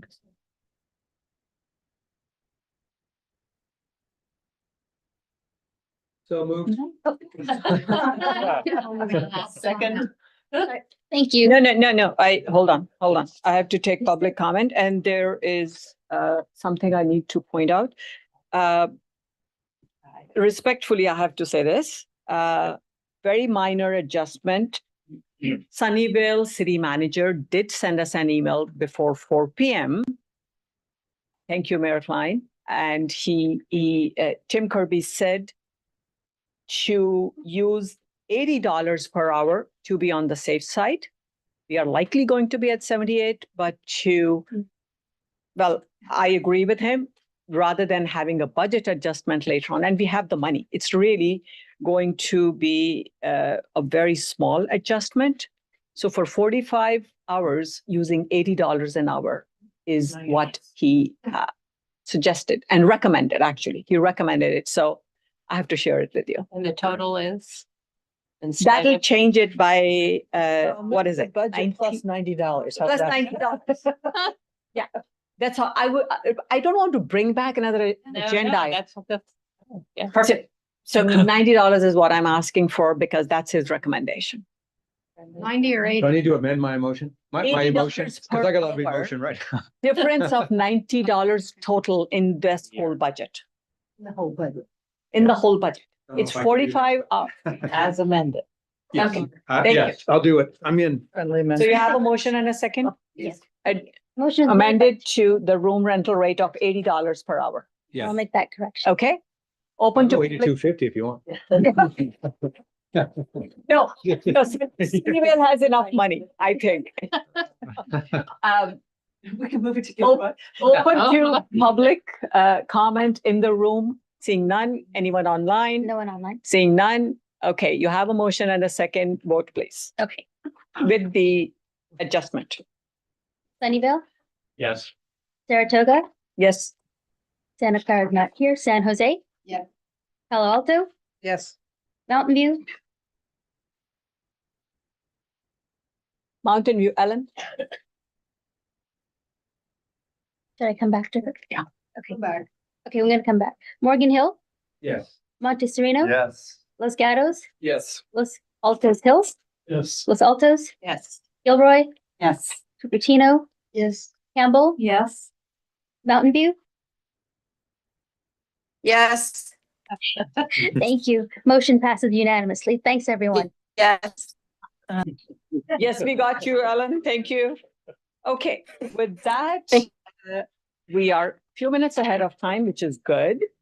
So we move on to item number 6, which is the vacancy for the second vice president position for Cities Association of Santa Clara County. This person also serves as the Legislative Action Committee Chair. And before I have Janie Quinn, our legal counsel, thank you. I had to run the LAC meeting. Sorry, this is the second meeting running in a row, so I'm blanking out. I want to just share with you that we received email correspondence regarding this agenda item after agenda posting, and it has been provided by Shali to all the board members. We have it with us, and there are also copies available for the public on the table. Just did not want to forget that. With that, Jan, our legal counsel. Okay. So now that there is a vacancy, this is unprecedented for this organization to have a vacancy midterm. And it's really up to the discretion of the board how you would like to fill that vacancy. So you're going to make an initial decision about whether you want to fill it for the remainder of the term and how you want to do it. The bylaws permit you to ask the president to create a nominating committee if you want to go that route. And kind of out of an abundance of caution or an anticipation that you might want to you seem to be very action driven, do it tonight. We solicited letters of interest, which have been included in your packet. With that, I'll turn it over to Tina. Thank you, Janie. So I really wanted us to move forward. And of course, you don't want me running 2 meetings in a row second time. That was my personal reason. Seriously, we had enough time. That's why we could send an email a week ahead of time to solicit letters of interest. Plus, we had 3 more days this week after agenda posting. So we have 3 letters of interest. No one else has expressed interest. I just want to quickly go over the role of the second vice president / Legislative Action Committee Chair. For the rest of this year, there are 6 or 7 executive committee meetings that this person would be attending. And it'll be good to have the 5th member on the executive committee. Those meetings happen 4th Thursday, 4:30 to 6 p.m. in Saratoga. And of course, the Legislative Action Committee meetings, the month of May, then the months of August through November, second Thursday, right here, 5:30 to 7 p.m. And what I really want to share with you is there is many hours of work involved. I know I had a lot of help from JR last week, and still I spent quite a few hours doing legislative research, pulling bills, their summaries, fact sheets, and so on and so forth. Just want you to be aware that the executive director's role for this position is only to put the agenda packet together. That's slightly different from other organizations. Just wanted everyone to know that. And with that, Jani already explained the options. I am going to recommend, once I open for public comment, after that, we have a combined vote, which is, do we want to fill the vacant position tonight? Do we want to fill the vacant position? And secondly, do we want to do the voting tonight rather than asking me to go and have a nominating committee? Because that'll take additional time. That is my preference, and that's what I would recommend. Again, breaking protocol, I'm saying it right up front. And after that, if you agree with that, then I'll take public comment, vote on that item, then time for each of the candidates to speak, advocates, taking floor nominations as well. Anyone who wants to advocate or one of the candidates on behalf of them, and then vote, elect. That's where I am. So I'm going to first open for public comment. I'm going to open for public. I have a question. Sure. Of what you just said. Are you advocating for appointment of a nominating committee or making the decision tonight to select from the? My Yes. recommendation is we make a decision tonight without a nominating committee. That is my recommendation. Thank you. But it's entirely up to the board. And as Jani said, we have to take a vote on that first.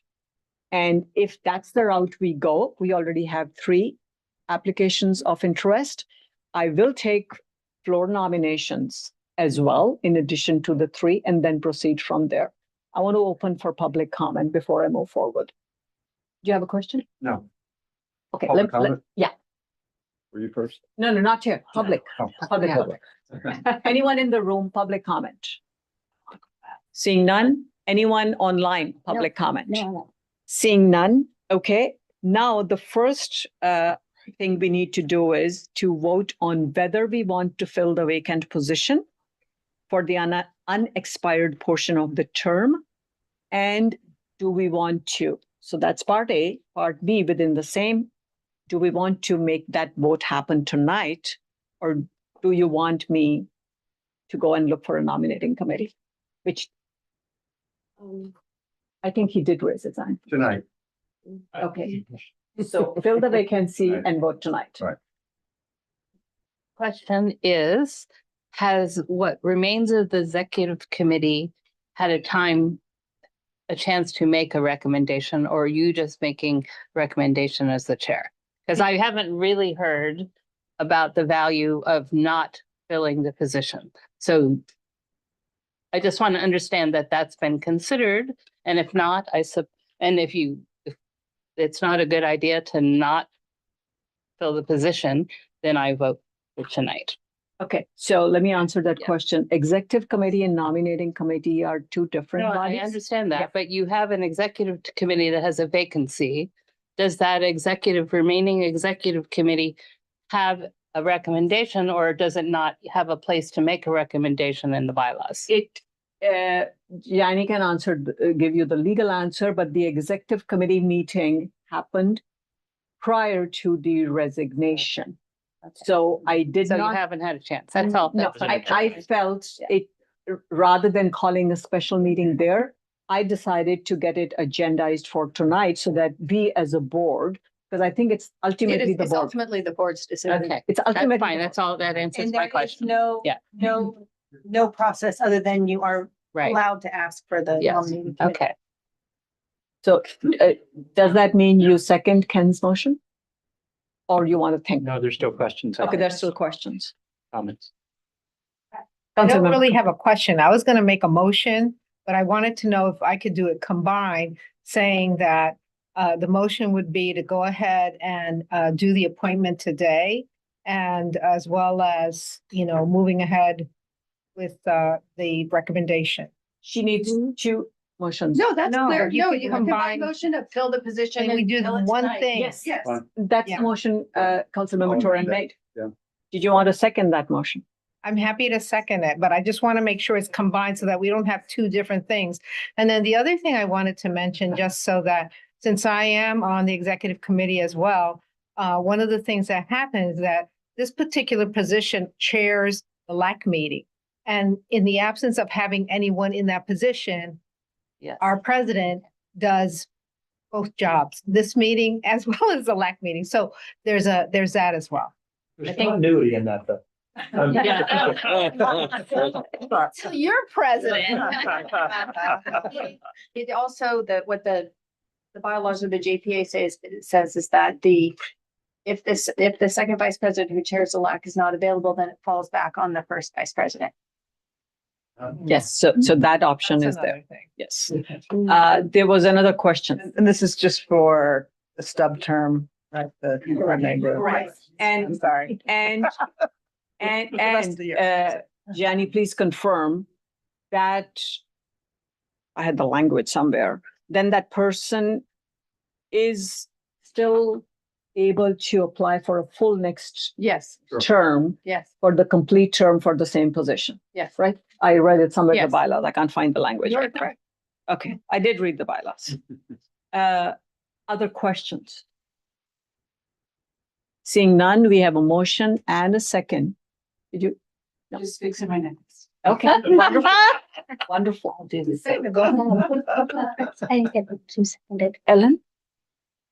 Ellen, did you have a question? Seeing none? No, she's No, trying I to just, better video. I just keep getting, Okay, if you have a question, if not, we're going to take a vote just on this motion that we move forward, fill the vacancy, unexpired term, plus make the decision, vote on a candidate tonight. Go ahead. Okay. So the motion, as our president said, was made by R. Kamei and seconded by E. Kamei? No, no. Motion made by Councilmember Torrent, Ken Torrent, Ah, I sorry. amended my motion. and seconded by Councilmember R. Kamei. Okay. Should I repeat it? No. Okay, No. all right. Thank you. Campbell, Yes. Cupertino, Yes. Gilroy, Yes. Los Altos, Yes. Los Altos Hills, Yes. Los Gatos, Yes. Monte Sereno, Yes. Morgan Hill, Yes. Mountain View, yes, Palo Alto, Yes. San Jose, Yes. Santa Clara. Oh, sorry, she's not here. Saratoga, Yes. Sunnyvale. Yeah. Motion passes unanimously. Okay, good. So now the process is we already have 3 letters of interest, which have been included in the agenda packet. Councilmember Terry Hines from Campbell, Mayor Rob Moore from Los Gatos, and Mayor Mark Turner from Morgan Hill. As I said earlier, no other letter of interest was received after agenda posting. At this point, my first question is, are there any other floor nominations? It's a fun job. You don't want to throw your hat in the ring? Sure. Okay. I had to make it look more fun earlier. Prepping for 2 meetings. I know. Okay, let's move on. So we have 3 candidates, no more floor nominations. Shally, let's give each candidate 3 minutes to speak Okay. for themselves. And let's, for all fairness, let's put a clock on the screen for 3 minutes. Yep. And what was the alphabetical order you had in the agenda? So that we are consistent. I think it's Hines, Moore, Turner. Okay, Hines, Moore, Turner. Sorry, just give me one Hines second. is not here. Certainly somebody can speak on his behalf. He did write in his letter, he had a prior dinner engagement with, I think, a member of the clergy, if I remember the letter correctly.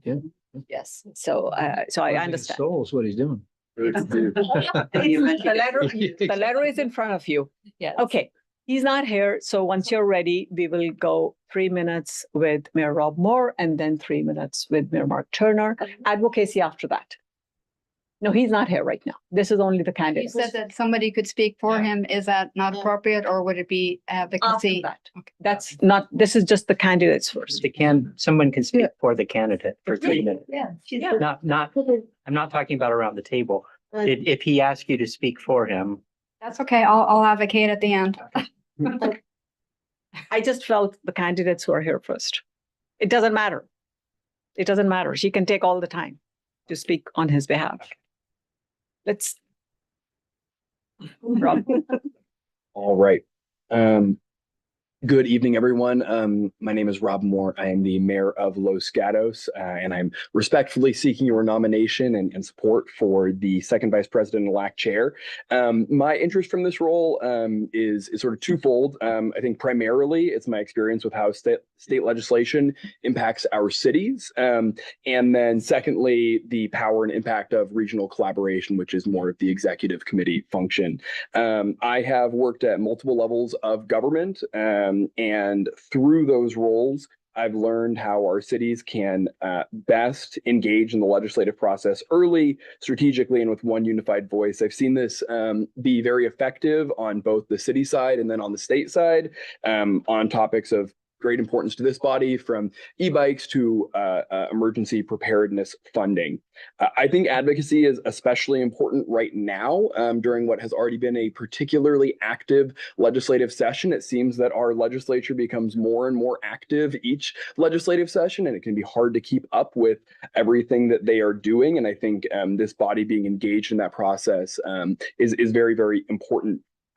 I feel that I bring a strong county-wide perspective through my current experience working for County Supervisor Margaret Abe Koga, and who represents 9 of our 15 cities, and then previously working for Assemblymember Gail Pellerin via the state legislature, and before that working with several other state legislators. I have a strong understanding of how bills move through the legislature, what levers we can pull and which ones will not yield success for us, and also how to translate a lot of the complex policy language into the priorities that are here for our cities. As your second vice president and LAC chair, I'm confident I can bring steady, collaborative leadership that reflects the priorities and values of the communities we serve. And my goal is to ensure that each of our city's voices is heard, our meetings are productive and efficient, and our advocacy is focused where it can make an outsized impact. I feel that I have the time, experience, and passion to serve effectively and would be honored to do so. I respectfully ask for your support. Thank you. Thank you. Mayor Turner. I'd be happy to serve in this hold on. role. Hold on, she's going to start the clock. She doesn't get any more time. I'm good. That's my speech right there. I'd be happy to serve in this role. I'm not going to give a campaign speech. I'm good to go if you have me. If there's someone else, I will support whoever this body elects. So I'm really good to go. What I would do is run the meetings like I just gave my speech. Well, Thank you. Okay, start again for Ann. Sure. Okay, so, and I just felt candidates who are in the room. It really doesn't matter. So go ahead. Or Well, I'm going to advocate for Councilmember Hines. It's unfortunate that he had a personal family commitment tonight and really wasn't able to be here to advocate for himself and just, list his qualifications. But since I've been working with him on the council since he was elected, I've just found him to be a committed and effective council member. He serves on a variety of regional committees. He's well versed on issues, economic development, housing, and clean energy, to be a few of those. He has leadership skills that I think will serve LAC well. He not only worked for HP, but now he runs his own company and served on the planning commission before getting elected to city council, and is very active in his neighborhood association, and he's a strong advocate for legislation on issues that impact us locally and regionally. And I think he would bring a strong voice to the committee. And I want to mention that the desk item that was referred to is actually a letter of endorsement from Vice Mayor Pam Foley of San Jose. Thank you. Thank you. Okay. So we have 3 candidates who have spoken, and any advocacy for any of the candidates. Councilmember Ramirez. I think we'd be fortunate to get any of the candidates. I would like to speak on behalf of Mark Turner and to advocate for him. I've known Mark for a number of years. Before he became mayor of Morgan Hill, he was actually very active in Gilroy, leading the chamber as the president of chamber in Gilroy. And we served on the board of directors for the Rotary Club of Gilroy for many years. And I served under him when he was the president. And I can share that while Mark and I disagree on a number of different things, we do so in a very respectful manner. He's a great listener. He's willing to pivot. And I've seen that demonstrated in the meetings that he has run that I have been in attendance to at the city level, but also in Rotary and at the chamber level as well. And not only does he listen well, he runs a very well organized meeting. And I can guarantee you that since we carpool together, I will make sure that we are out of here on time. I'll drive every time. So anyways, I just. It's not this meeting, it's the LAC meeting. I know, but that leads into this meeting. It can't go over. So. Yeah, good point. Yeah. Thank you. Anyone else? Vice Mayor Chow, then Councilmember Okay. Torren. So I'm torn between Terry Hines and Mark Turner. So I actually have a question. So my rationale for these two, I think you guys know I have analyzed who has been on the executive board for the past 10 years. And then 5 cities have been represented in 5 or more years are Saratoga, Sunnyvale, Cupertino, Los Altos, and Mountain View. And 5 cities that have never, ever been represented are Gilroy, Los Altos Hills, Milpitas, Morgan Hill, and Santa Clara. And Campbell actually has not ever been represented until the last 2 years. So which is the reason I'm torn kind of between Campbell and Morgan Hill. And also both candidates are pretty strong, but Mark Turner, I'm leaning towards Mark Turner now because he is already on the Legislative Action Committee, so there is more continuity. But my question, I wish to hear more from the candidates. So now I have to ask a question. Can you talk a little bit more on your legislative experience or priority? And I appreciate that letter you have written to the legislators. So more about that would help me. Yeah, I would say in my 10 years serving at the Gilroy Chamber of Commerce, we work very closely at the state level, tracking and advocating for policy, along with my time serving as the Silicon Valley Chamber Coalition Chair, doing very similar regional and state types of issues. And of course, as my time as mayor of the last 3 years. Yeah. So I have to say, Bob Moore, you have amazing experience also. But Mountain View, I've been trying to push to be fair on the executive committee. He's in Los Gatos. All right, Los Gatos, that's right. Just changed. Sorry. Right to the top. I I think it's fair to say too, that Morgan Hill has been represented, I think, on the executive committee. Is that right, Larry? Morgan Hill, Rich Constantine was on the executive committee. So Morgan Hill's had. Yeah, Los Gatos was Not trying to talk represented myself out of it, but just want to be fair. Los Gatos was represented for 4 years, Sayuk, right? And With due respect, let's bring it back to the candidates. And by the way, Gilroy Rich Constantine, I think Mayor Klein can help us understand. Was it? Morgan Hill. Morgan Hill. Yeah. Oh, sorry, I meant Morgan Hill. Yeah, thank you for correcting me. I meant Morgan Hill. Mhm. Was the board president a few years ago. This has nothing to do with cities. We have Yeah, that's excellent fine. candidates, as Councilmember Mira said. We have a great problem. And the best part is I don't have to run another LAC meeting. So I'm thrilled. We have three great candidates. There was some. Yeah, real coming quick, from you. Terry's great. I love short meetings, Mark. But I'd like to advocate for Mayor Rob Moore. In the time that I've known him, his body of work is very impressive. His energy is remarkable. He's knowledgeable. The breadth and scope of what he's accomplished is very inspiring, and he's just a born leader. And so I think he would make a terrific second VP, and I'm in favor of his candidacy to do that. Thank you. Other advocacy remarks? Anyone? I was speaking in support of Rob Moore. I think the fact that he's worked for Assemblymember Pellerin is very helpful in this particular role.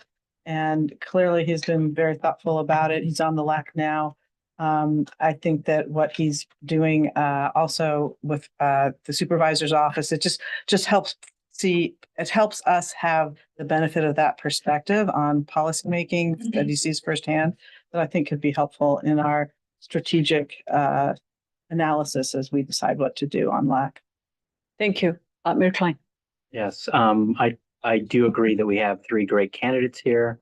I lean slightly to Mark Turner.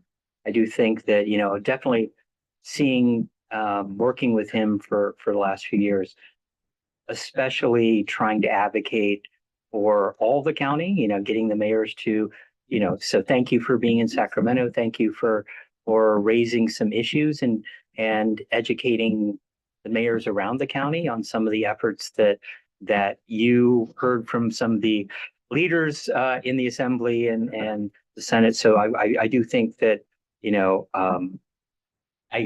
for me, I lean towards Mark. I think, Rob, you would make a great addition also. For all three of the candidates, I will be off the board in January or in December. So I think that, all three of you would be good additions. Rob, I do think that you have great energy and conceivably a longer time within the organization, depending upon, as opposed to going for second vice president and conceivably moving up. I do think that there's value in you starting as treasurer and conceivably in the long term. But for me, I think I'll be voting for Mark. Thank you. Thank you. Other comments?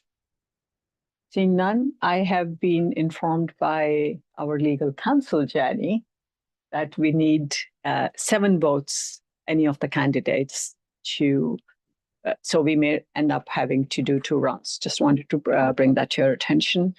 We are really lucky to have 3 excellent candidates. This organization will be in a good place. With that, still looking online? None? No. Let's have a vote. Okay. How are we going to do it? Call our name and we give the name of the candidate? Yes. When I call your name, which candidate you vote for. I'll be able to keep track of how many votes each come. Okay. Campbell, Hines, Cupertino, Turner. Gilroy, Mark Turner.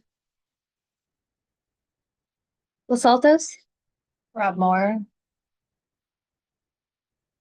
Los Altos Hills, Los Gatos.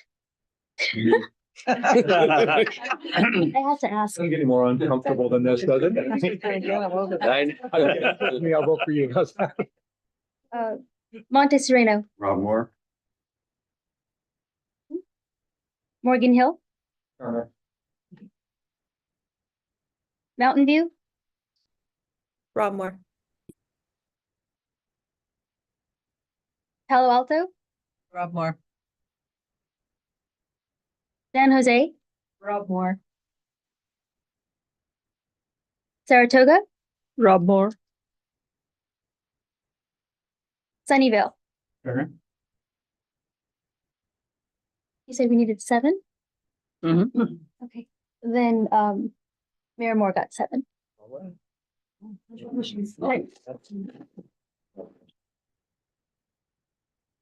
Congratulations, and I am thrilled beyond words.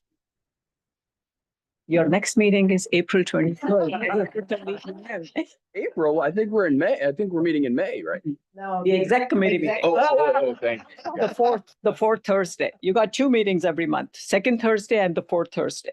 The exec committee, fourth Thursday. Okay, wonderful. Thank you so much to Terry Hines. Yes. And thank you so much, Mayor Yeah. Turner. Of course. Wait, do we need a motion? Suckers. Ask Danny. You already Do I need a motion? Right, on that vote, that's right, because. So just checking, the executive director wanted to make sure if he needed a separate motion, but the attorney on my left says we are good. We've already voted. So with that, yes, April 23rd, Shally will be working with you for the next May LAC meetings draft agenda. With that, let's move on to the item number 7, which is Legislative Action Committee update from the meeting we had almost 2 hours ago or something like that. We discussed a bunch of bills, and they are also on the board agenda tonight. Trying to find the bill numbers somewhere here, that the board will now vote on based on the recommendations that the Legislative Action Committee made. Same bill numbers. The board agenda packet has all the bills there. Do you have the agenda? Here, I found it. Thank you. Sorry, too many papers. So the first bill is SB 1013. And at the LAC meeting, this bill failed. 6 supported whatever the motion was, and there were 7 abstentions. I just wanted to bring that to everyone's attention and leave it there. The next bill, which is SB 1159, this got a support, and this is about artificial intelligence and transparency and governance. Sorry, I have to pivot. You have to give me 1 second. Running 2 meetings. That's why I'm thrilled we have a second vice president. I have to pull the other meeting notes out.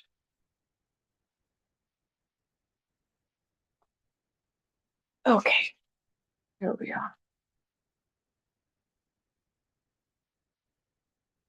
Okay, so this was to exclude AI and other bots from the definition of purpose. I'm actually going to turn to Mayor Winker because she had some great comments on this one. She helped us understand how the use of AI has been undermining policy making. And the vote was a yes vote to support this bill. There were 3 abstentions.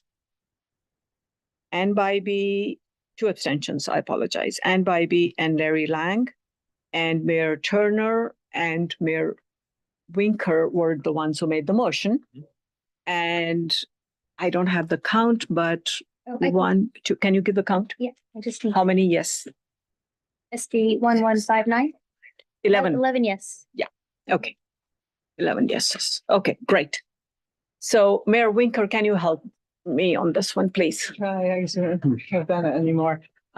Yes, so this bill defines person for Brown Act purposes, for people who can do PRA requests, people who can make public comment as people and not AI, not bots.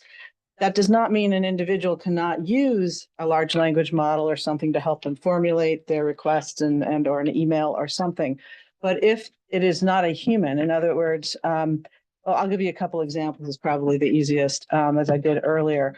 So it was prompted by what happened down at the South Coast Air Quality Management District, when they were just inundated with tremendous numbers of AI generated emails but it was not clear that those came from individual humans.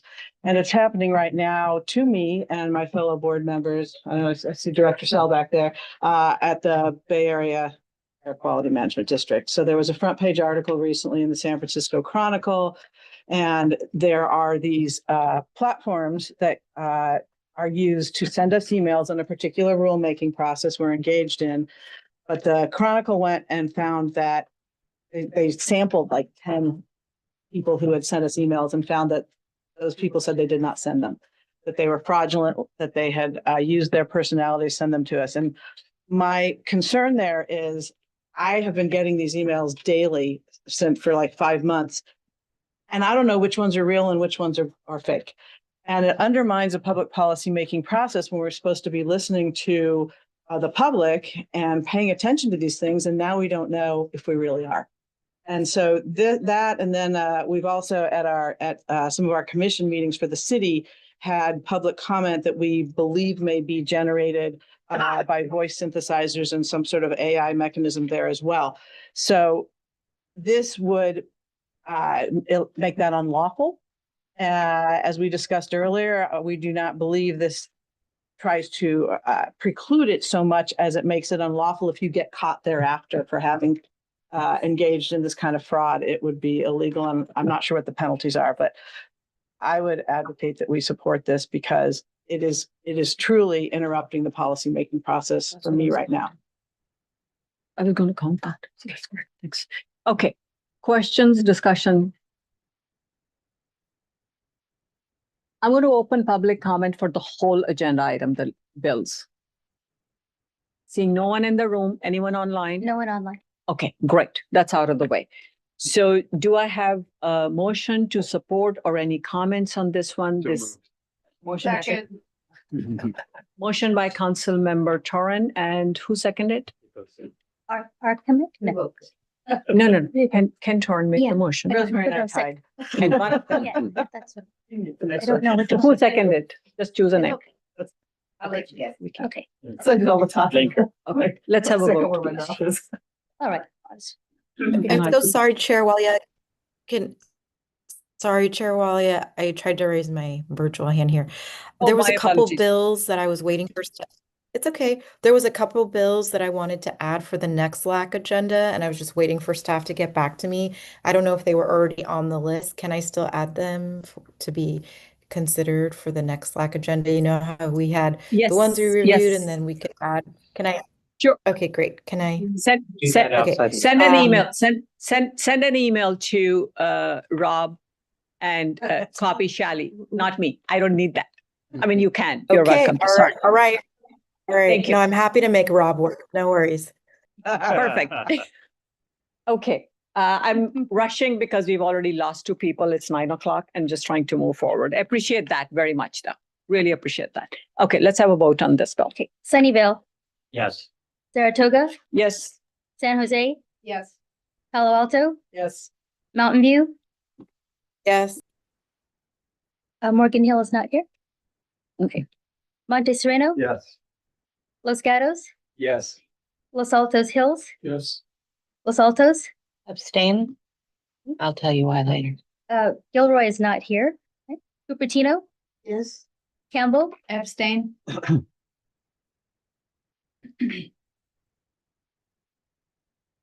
motion passes with 9 ayes and 2 abstentions. Okay, thank you. I just want to share that Mayor Turner had mentioned earlier that he has to leave at 9 and the 2 carpooled. So they just left. The next bill is AB 1761. This is the data transparency bill. And just very quickly, the current SVCE board chair is here, Mayor Klein. I am the former board chair. We had Benna Chang come in here specifically for that to keep it very short. Oh, yes, we also have the vice chair, the current vice chair of SVCE board here, Mayor Sally Meadows. So this bill, I actually learned that in an SVCE meeting, and I figured this was important to bring here. It's data transparency bill about our electricity bills, but really it's about affordability, where there is a black box called by the investor-owned utilities. There's a black box called PCIA. again blank out. One of you can help me or move on. Not getting, Okay, just move on. move on. Okay, how many votes did we get supporting this? On AB 1761? Yeah. 12 yes, 2 abstentions, and 1 absent. Okay, discussion, questions, motion. Motion to support this bill. I just, sorry, can I just make a statement? The process that our council takes, whether I personally support what we're talking about, which I do, and the previous one, I cannot take a position, and I think my fellow council member abstained for, yes, so I will be having to abstain no matter how much sense some of these things make. Thank you. Yeah. He did, I think he voted for one though. He voted for one. I think so. He shared Okay, his areas of that's all concern, but I respect that. Yeah. I totally understand. Thank you. Somebody seconded this motion. Okay, Mayor Bateja did. Okay, Is made by whom? Uh, Sorry. Mayor Klein. Beforehand, unless And seconded by council takes a Yeah. position Do before. we, This does not Ellen? give us the time frame to allow that. I was frozen. Go ahead. Okay. I was- Campbell, Wait. I, All right, Ben. Cupertino, yes. Los Altos, Abstain reluctantly. Los Altos Hills, Yes. Monte Sereno, Yes. Mountain View. She's frozen. Let's go. Okay, I'll come back. Palo Alto, Yes. San Jose, Yes. Saratoga, Yes. Sunnyvale. Yes. Motion passes. Okay. Oh, should I go back to Mountain View or? No. No, I, okay. I didn't vote, but yes, also. Did I not call you? Let's got us. Oh, Scott, I'm so sorry. Anyone else who got missed? That's fair. Ellen? Don't worry about it. Go. She has a yes in the She said chat. yes. She said yes. Yes. Yes, thank you. Okay, next bill. Thank you, Ellen. We got your yes. Next bill, AB 2517. This is about the fire hazard severity zone maps and giving time for public engagement. Made a lot of good sense. We discussed every bill at length today and supported by Cal Cities. Ellen Kamei shared that with us. And we had quite a bit of support. This is the one Larry Lang said yes to. Sally, just FYI. How many yeses? 12. 12 yeses, and I Oh, think, sorry, 2 abstentions, 1 absent. okay. So discussion, motion to move forward with AB 2517 to support this. Move to support AB 2517. Second, Second. second by Rob Moore. Let's have a vote on this. Okay. Campbell, Aye. Cupertino, Abstain. Los Altos, Abstain. Los Altos Hills, Abstain reluctantly. Los Gatos, Yes. Oh, I'm sorry. Los Gatos, Yes. Monte Sereno, Yes. Mountain View. I used to read more. Should I come back to Ellen? Yes. Come back to Ellen. Palo Alto, Yes. San Jose, Yes. Saratoga, Yes. Sunny. Oh. Is she still frozen? I can't tell because she turned her camera. on. She said yes. She said yes? Yes. She says, am I still frozen? Before that, she said yes. Yes. Can you hear me? Yes, yes. Yes. Okay. Sunnyvale, Yes. 8 yeses on that one. How many? 8. 8 yeses, so it passes. Okay. The next one is SB 894. This is also wildfire related. We tabled this one. So moving on to SB 899. This is public safety related. We had good discussion and we tabled this with Cal City board directors or Peninsula Division directors, some leadership roles. Mayor Vicky Winker and Council Member Ellen Kamai saying they will get more information. So we tabled this, both of you. Mine's from the Air District because it says smoke, wildfire, health related. Is that the right one? Yes. Yeah, because Okay. the wildfire smoke, that's something that, yeah, I'll come back on that.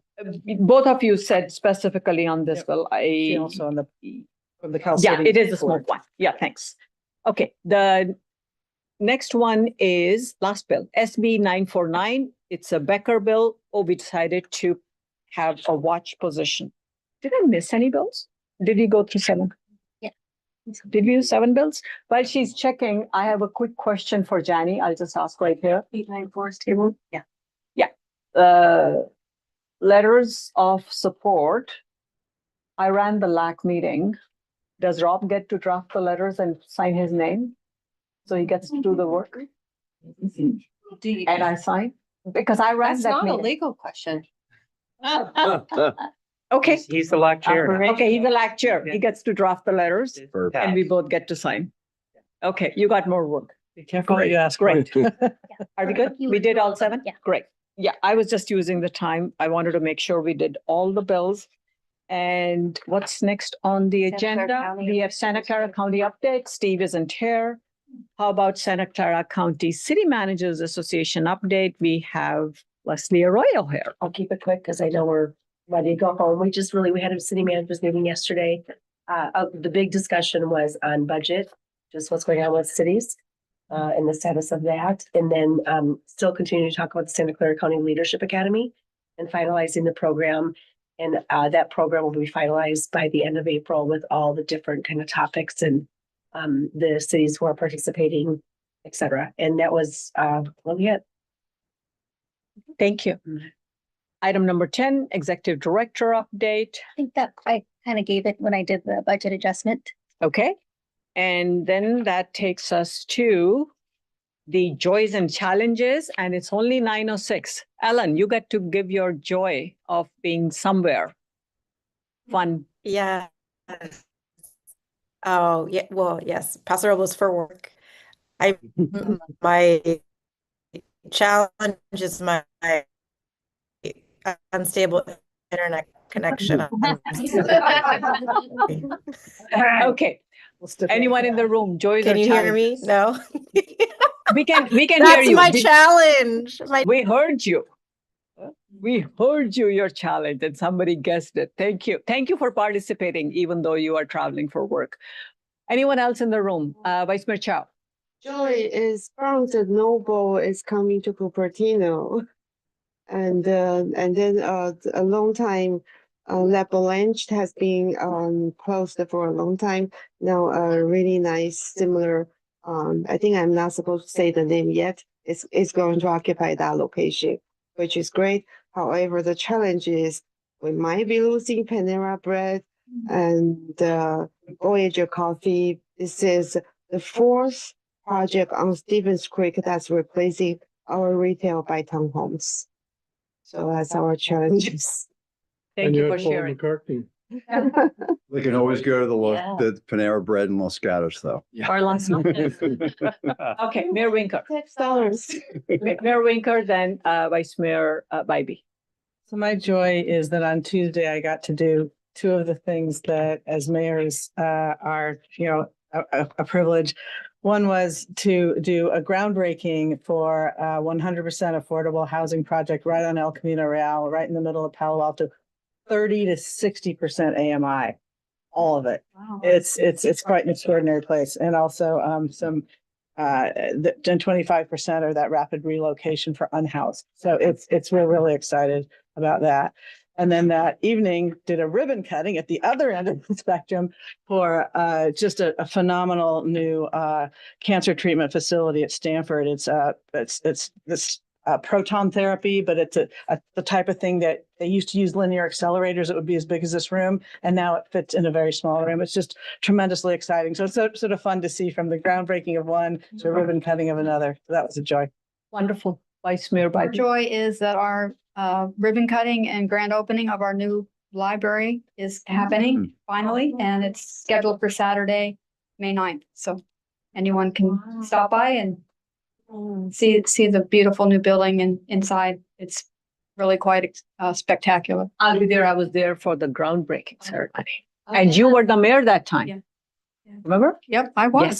Yes, exactly. I remember that. Okay. Mayor Klein. Challenge. For those of you that might have seen an invite to Saturday's Earth Day event, it's going to be raining all day Saturday. And we decided to cancel, maybe postpone, but we need the water. So it is what it is. The earth is happy. You have no control over that, Larry. Yeah. Yeah. The joy is that Tina's happy. That there is now a lecture. I'm happy when you're happy. Thank you. And a fifth member. Don't you see how thrilled I am? Yes. Thank you. Thank you. I appreciate that. Other comments, joys, challenges? If not, let's adjourn the meeting at 9:10. 10 minutes past 9. Thank you so much for staying here. We got a lot. And don't forget the boxes. Oh, yeah. But I think the southern contingent left without their boxes. Basically, what did the LAC committee say? It's like, oh, especially if they decided to postpone it or whatever, so it's just a quick. Right. Congratulations. Thank you for noticing. Thank you. I appreciate it. So we